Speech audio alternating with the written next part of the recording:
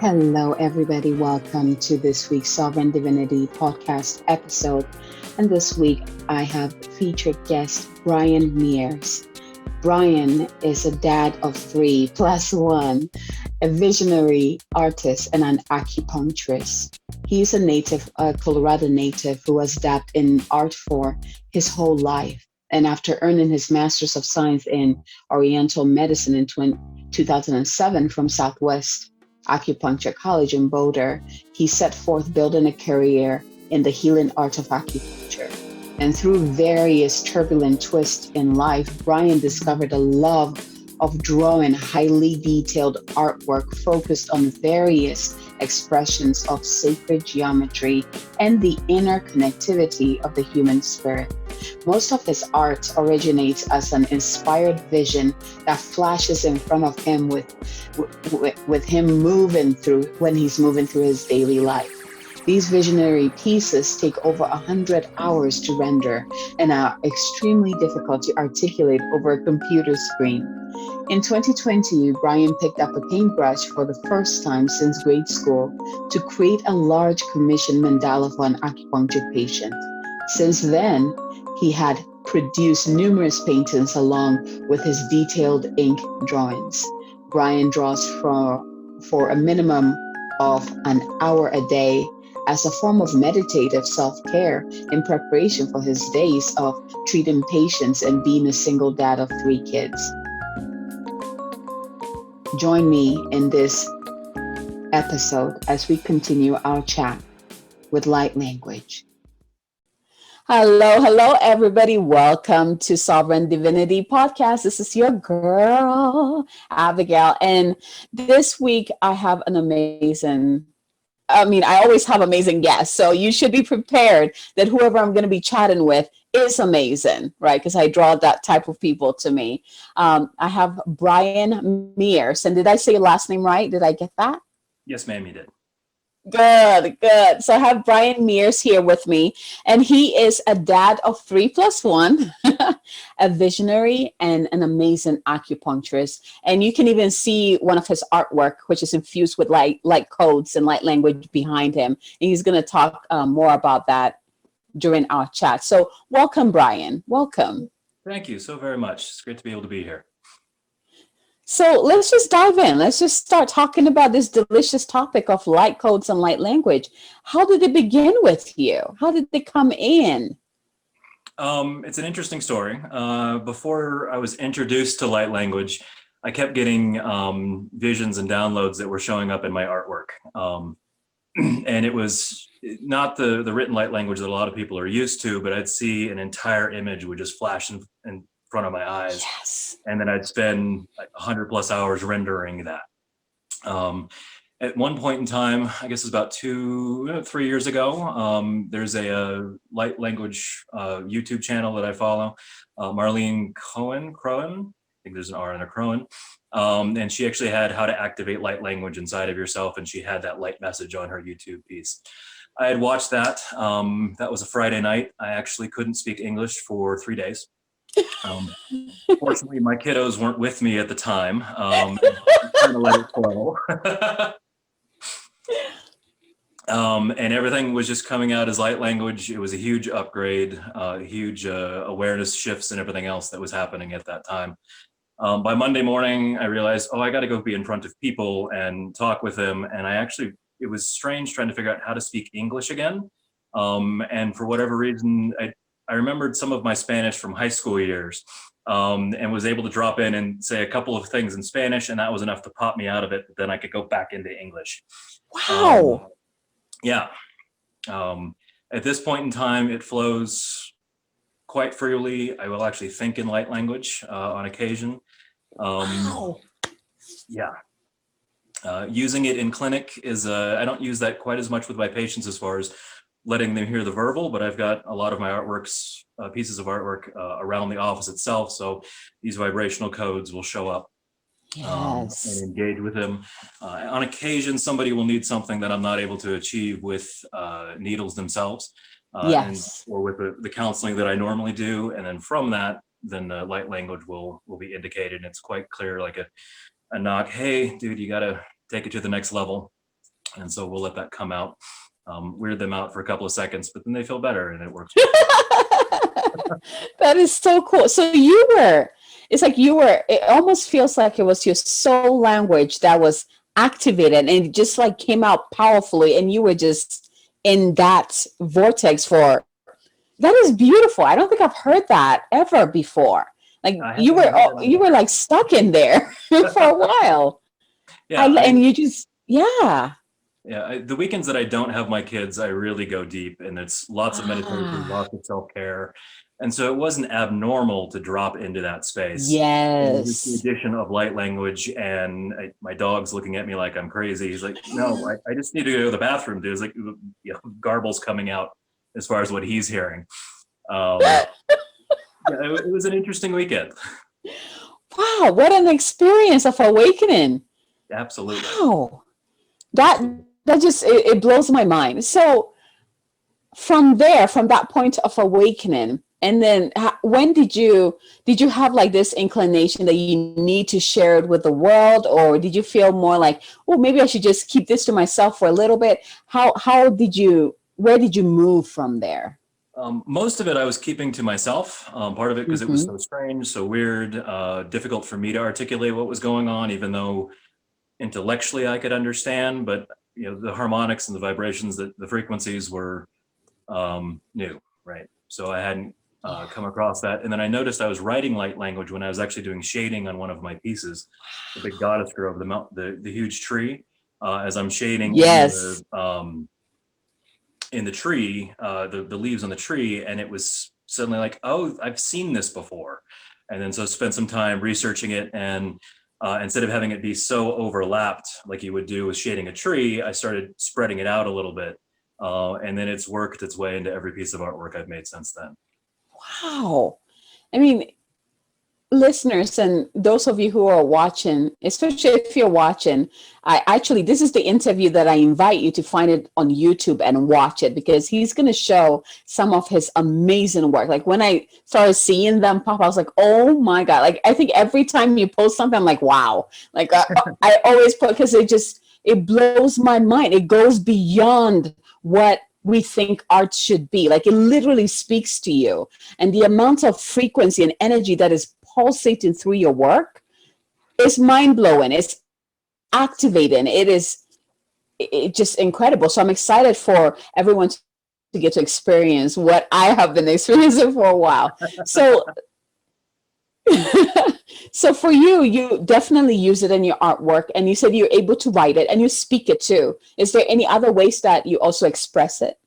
I also play the Rav, very amateur level, but I've noticed that sometimes in playing that, then light language ends up coming through as well. Beautiful. And clinically, like I mentioned earlier, I think in light language on occasion, and so there's this moment of pause of, here's a message, and now I have to translate it not only from the Chinese knowledge that I had to have from acupuncture school, but also into the human that's in front of me and the English piece that they're needing.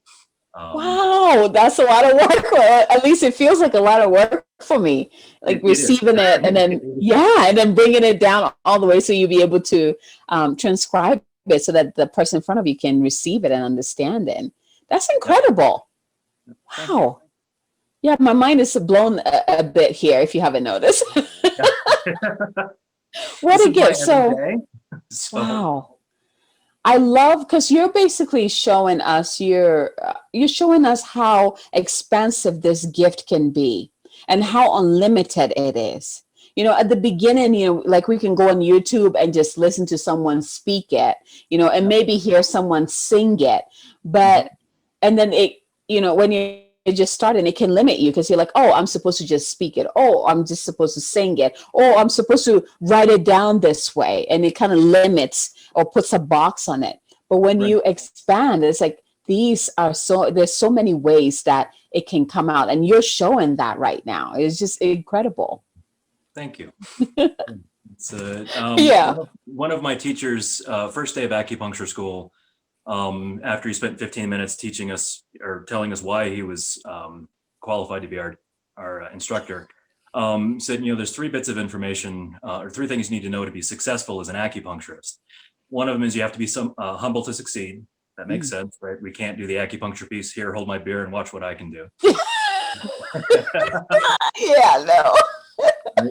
The other one was you have to become the medicine, which is, of course, embracing all of the knowledge that's within that, and all the the well-detailed and well-chronicled information that they've accumulated over the years. And then he said, more important than those first two is you've got to chop off your head, because this medicine doesn't come from what resonates between your, or what you know between your ears. It resonates out of that sacred space inside of your chest. And I took that as one of the sort of mantras of my life. And so when this first started happening, yes, it's verbal. But then how else can I let that sacred space that I house inside of my chest resonate in all aspects?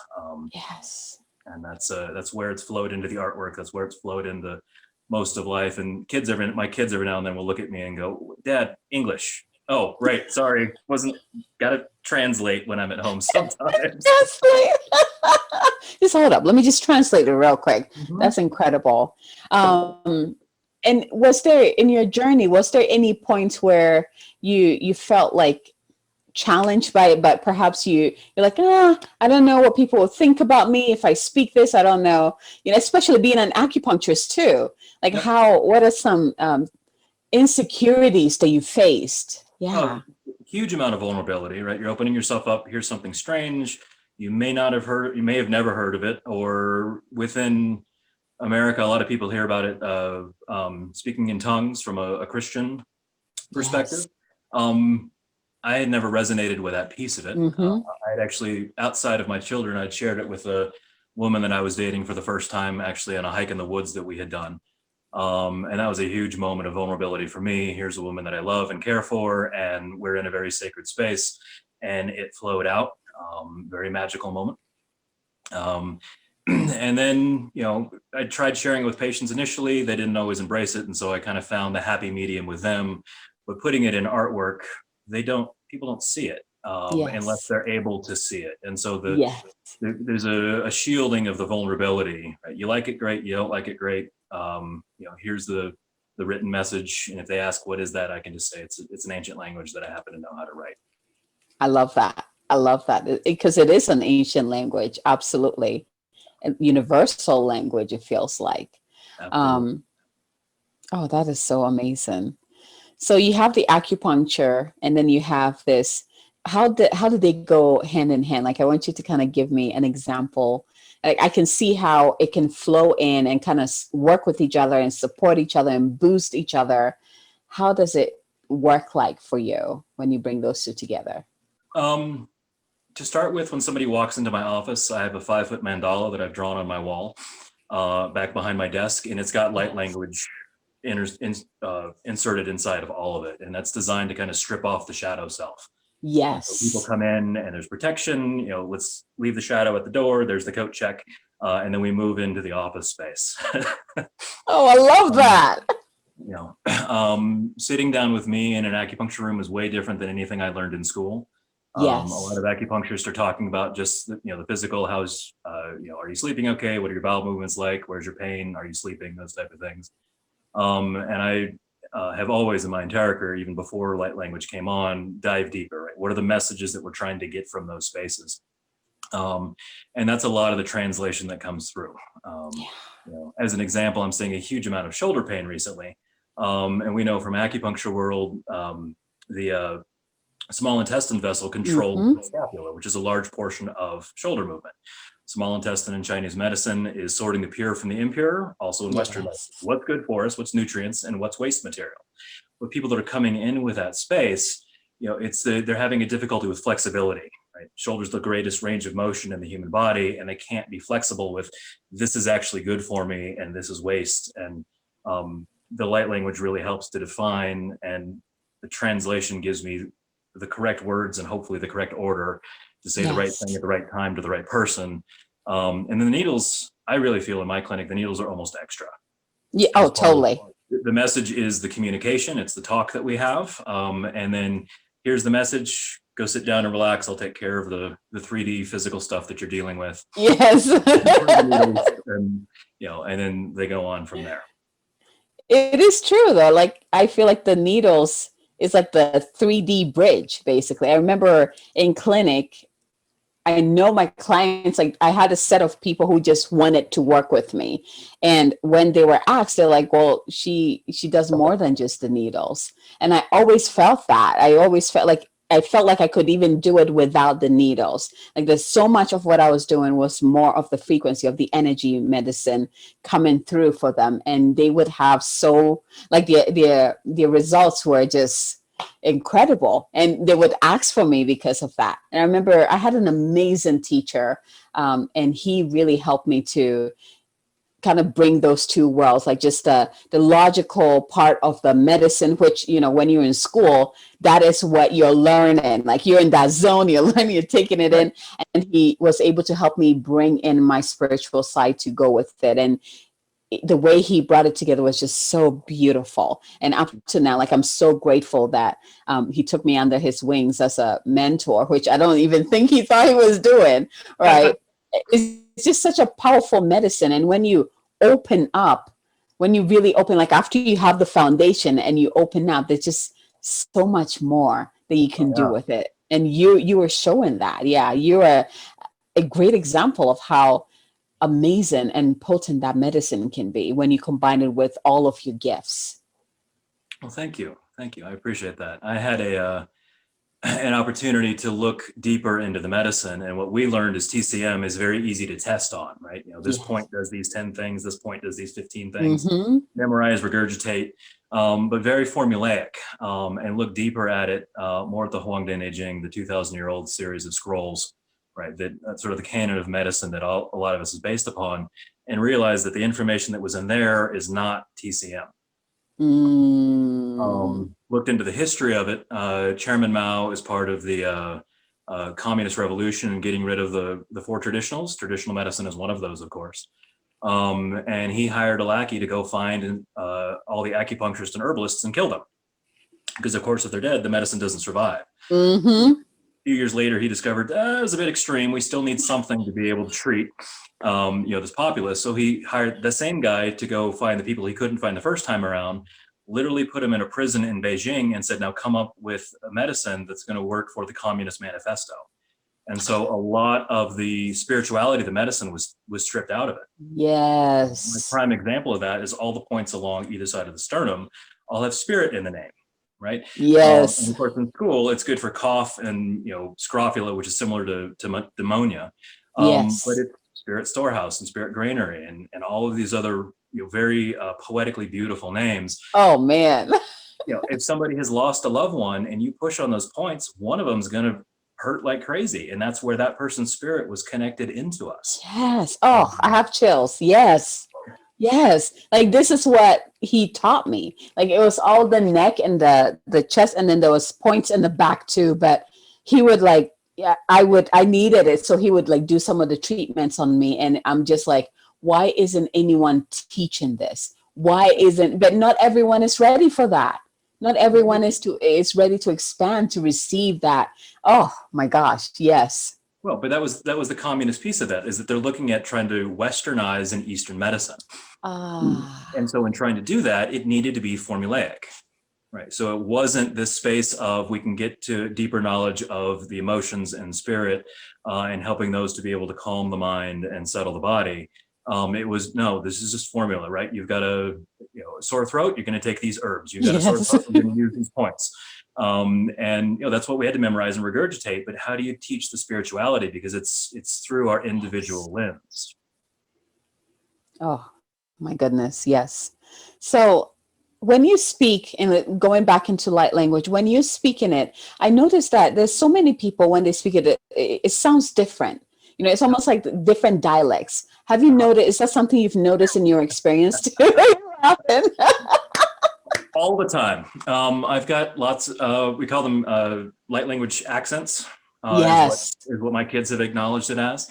And it will shift depending upon who I'm talking to, what I'm talking about. I've noticed within my own experience, if I stand outside and I look at the Pleiades, light language is different than if I look at Arcturus, which is different than if I'm looking at Sirius, than if I'm looking at all the other star systems that we're told, the star seeds have come in here. Yes. on the planet. And so each one of those has a different dialect. And so for the individual that may not have discovered that piece of it, they're resonating with whatever their star seed code happens to be. And that's where the dialect comes through.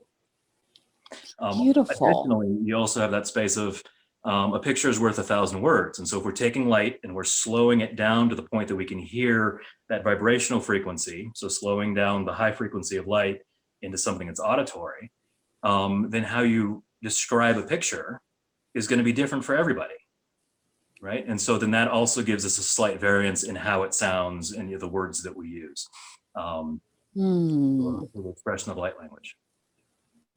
I have to say something, Brian. I was really excited to interview you because I love the fact that you have the rational side, like the logical, and then you also have the spiritual side, and you're able to, like the way you explain the spiritual side of things. So even talking about light language, I get it because you're able to bring it into so that my mind will be able to grab hold onto it and be like, oh, yes, yes, yes. You're very good at doing that. You're very good at combining those and finding that balance. Yeah.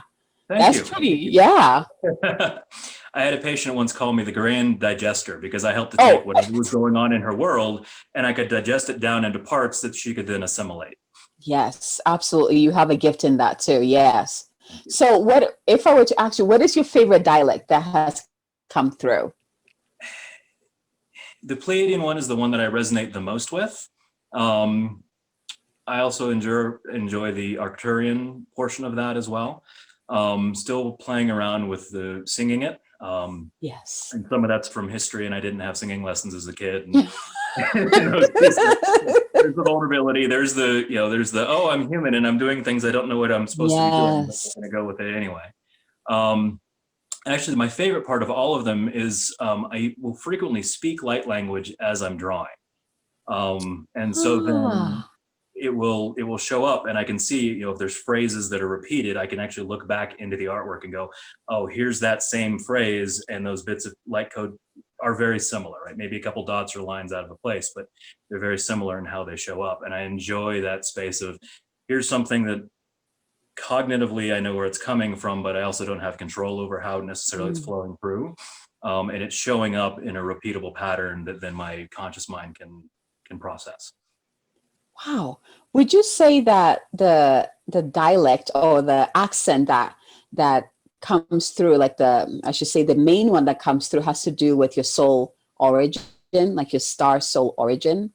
Absolutely. And I think that's why the Pleiades and the Arcturus resonates the strongest with me, because I've got a lot more Arcturian than Pleiadian, but both of them are very strong as far as my connection with those star systems. Absolutely. I totally sense that Arcturian. Absolutely. It's very strong. What was the other one that I wanted? There was another question that was coming through. We'll see if it comes in. For people who are starting or who are still in that vulnerable place where they can speak it, they can draw it, they can, sing it, but they're kind of like, no, I don't want to share it. I don't want to, what will people think about me? What are some golden nuggets you have to share with them? The first piece is going back to the teacher as far as chop off your head, right? I love that. We're so hooked into a world of ego and what other people think about us. But if we're showing up and just allowing our light to shine, then it doesn't matter what they think. Either they can embrace it or they can't, or they're somewhere in between, but it's not for us to determine, right? We go into it, no expectations. They get what they get out of it. And we get a chance to find a deeper version of our authentic self. I love that. I love that. Do you have that art with you? Or does someone already grab it? The one with the head, and it looks like there's light coming out of the neck up, but there's no head.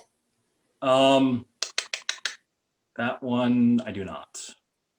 No. You mean the one that I posted yesterday? Is that Yes, it reminds me of that one when you say chop your head off. It reminds me of exactly that one. Yeah. Well, I did a whole series of those, and unfortunately those are at my office. Gotcha. Okay. Yeah, so I didn't bring all of them with me because I wasn't sure how much show and tell time we were going to have. Your art is amazing. I would have been entranced just looking at all of them. Oh man, this is okay. There's like so many questions that wants to come through, but it will all come in as we flow. Yep. Okay, let's just dive into your art because I want the listeners and those watching. And again, I'm going to remind you, this will be a great interview to actually watch on YouTube because you get to experience the magic of the art. So at this point, do you have any art with you you would love to share with us? Yeah, I picked out 3 pieces, and they actually work with the story that I've told so far. The first one is I had read an article talking about there's a theoretical model of DNA where we all know about the double helix, the double-stranded helix. And they figured out biologically that actually you can make a 24-stranded DNA rope. And so, stop, doggo. Sorry. And that, so I read that article and had gone up to Rocky Mountain National Park with my kiddos just to spend the day, and was coming back, and there was a song on the radio by a tribe called Red. Yes. They have a line in there about our DNA is of earth and sky. And so driving down the canyon back towards Lyons, Colorado, I ended up seeing this.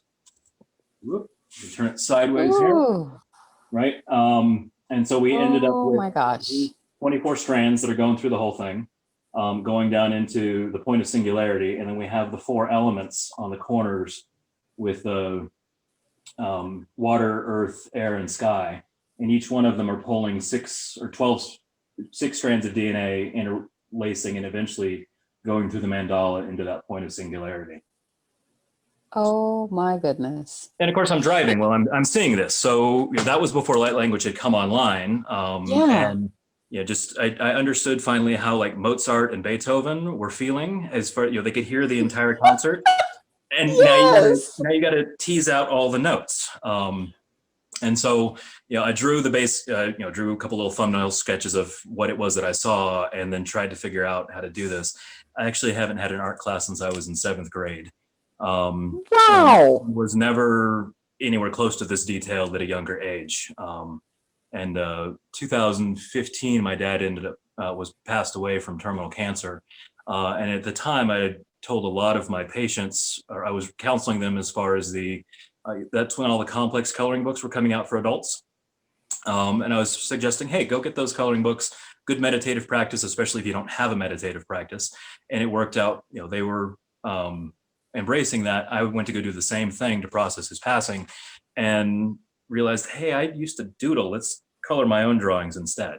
So over the course of 4 years, that stuff started showing up and got more and more detailed as I was learning. And then eventually we ended up with pieces like what you're seeing contemporarily. The thing that I posted yesterday was actually drawn in 2016, as far as the monk that turned into the vapor. So yes. Wow. So I'm ready for the next one. So the other one that we got here, this is I had a patient ask me to draw a goddess grove. And as soon as she said those words, this is exactly what I saw. Wow. And so she originally wanted just a 5x7, which wasn't big enough to fit this on it. And so we worked with it, and it got a little bit bigger and a little bit bigger and a little bit bigger until I finally ran out of large pieces of paper that I could find. And so then you have the cosmos up top, the tree being the connection in between them, and then the cosmos down below. Wait, bring it down a little bit. Oh, sorry. So we can see the cosmos at the top and the bottom. There. Okay. There we are. Okay. Wow. Right. And then from the goddess piece of it, I didn't intend to draw female figures in the whole thing, but that's what ended up coming through it. And then we got the Vesica Pisces down low with the one of the first divisions of sacred geometry that showed up. So we've got a gigantic tree floating in a sea of yin connecting to the yang of the heavens. Wow. So look at that. I'm just like, yeah. Wow. Whew. So actually, this is the one that up here in the tree. Let me see if I can get that on maybe. Yeah, up in here was where I was it was the light language where it showed up, and I realized I was writing it in shading the trees. But it's so overlapped that you really can't see that specific light language code. It's just there. So, wow. And then over the course of, let's see, this one was 2019, so we're a year and a half into that one.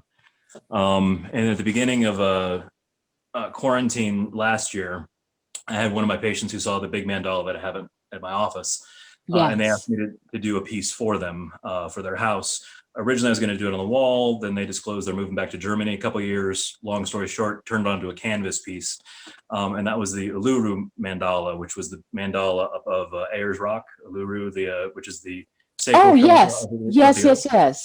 Mm-hmm. And at the time, I wasn't skilled enough with paint. So I did the mandala, and my eldest child, who's now 16, actually did the sunset with the rock feature in the foreground for me. Wow. So it was a great connection as far as father-daughter experience, and she was happy because I paid her some for part of the commission and those. Of course. Wow. So, what is the story of the art behind you?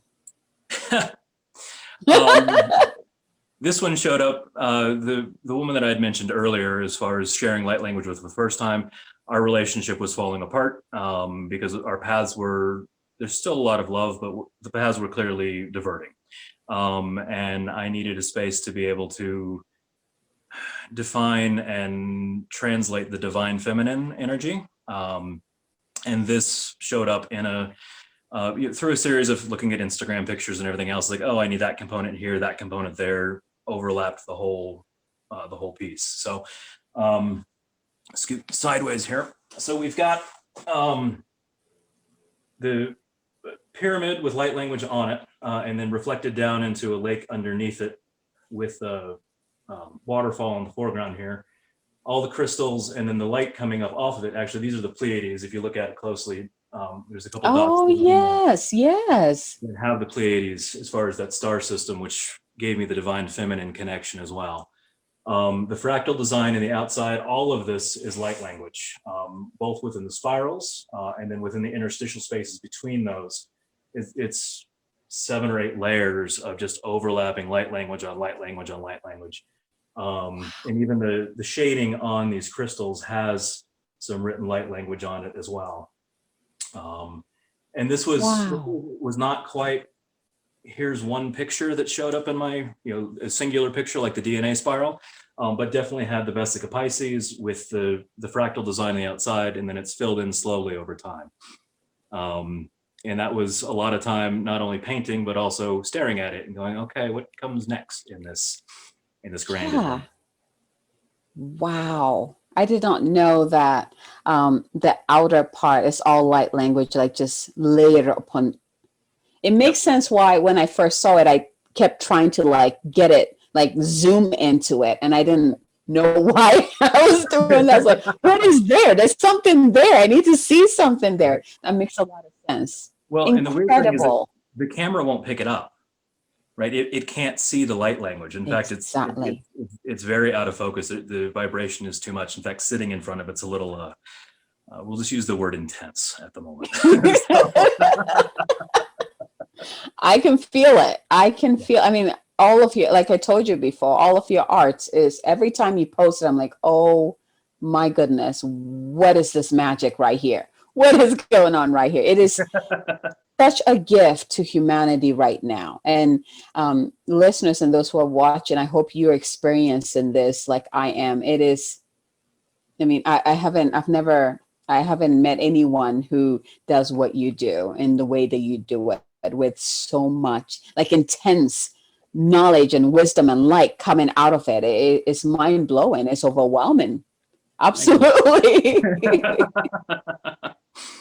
Thank you. And this is my therapy when it comes down to it, right? The tensions, the stresses of the world, the patients that I try to help, the aspect of being a dad, all of those things, over time, they weigh heavily upon you, and you need to have something as a form of release.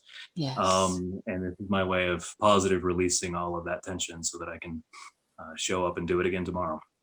Well, on behalf of humanity, thank you for showing up and sharing your light with us, because that's badass. It's incredible. Wow. If you were not sharing it, I'd be like, this is a sign. Get it out there now. Incredible. Well, thank you. Actually, I used to teach at the acupuncture school that I graduated from. And one of my students had, he's seen most of my work, and you just put it out there, don't worry about anything else. I'm looking at it. Here's my therapy. There's a space of vulnerability. Do people like it? Do they not like it? The story of I've got no official art education, but I don't think this is taught in art school. So there's defeating my own ego is present within these pieces as well. Yeah. Wow. So Brian, with that said, is there a light language or message that would like to come through you for our listeners? Yeah. So as I mentioned earlier, I've got a rav, which is a steel drum, but it's got tension on the inside, so it's got long resonant notes. And using that with light language, we can put together a short little meditation for them and open up the heart center and working on expressing our divine gifts fearlessly and with great bravery into the world. Yes, we're ready. We're ready. All right. Well, and the doggo's sitting next to me, which is his favorite spot to be when I turn on the rav. So, are we? Of course. All right. So, if everyone can just get comfortable for a moment. All right. Whatever position works for you, meditative or otherwise. Oh, drink of coffee. That's a good idea.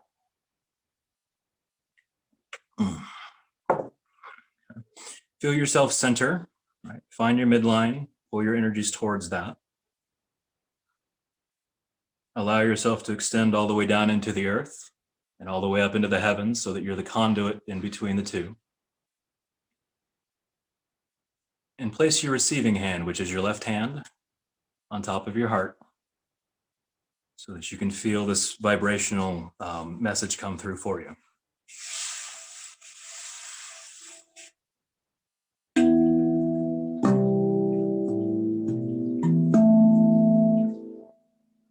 So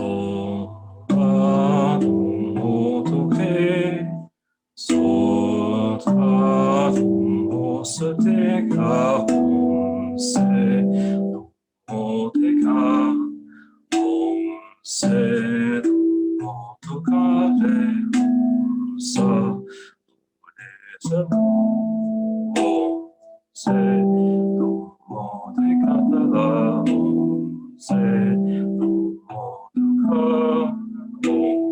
se te ka te shini wa ka te ko se no to ka se no re sa le do so la te ka te so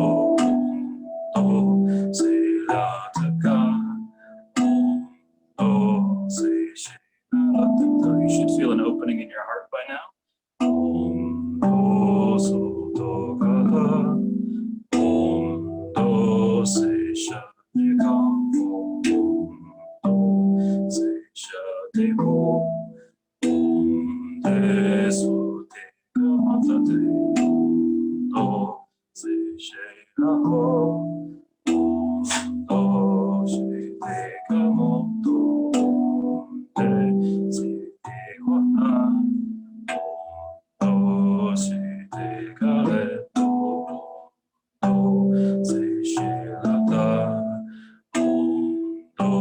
she te ka ra ta mo so le she ta ka she ne shi na wa se te ka ta te shi te ra ka to se la to wa she te ka no so ka te se she ta ra to she te ka ta she te to. Take a deep breath in. Allow those vibrations to soak into every cell of your being as it illuminates every aspect of yourselves. And feel my gratitude for listening and being part of this with me today. Thank you.